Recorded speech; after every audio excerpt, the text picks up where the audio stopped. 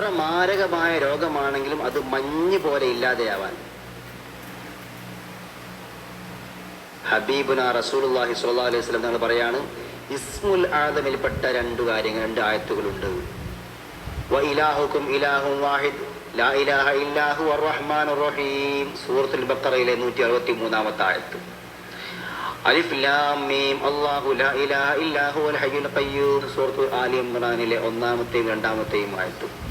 ഈ ആയത്തിനെ തഹജ്ജുദ് നിസ്കരിച്ചിട്ട് 111 തവണ ചൊല്ലി ദുആ ചെയ്ത് കഴിഞ്ഞാൽ എത്ര മാരകമായ രോഗമാണെങ്കിലും എത്ര വലിയ പ്രയാസമാണെങ്കിലും അള്ളാഹു അത് ശിഫയാക്കി തരുമെന്ന് പഠിപ്പിക്കുന്നു. ഇത് ചെയ്യാൻ പ്രത്യേക ദിവസങ്ങളുണ്ട്.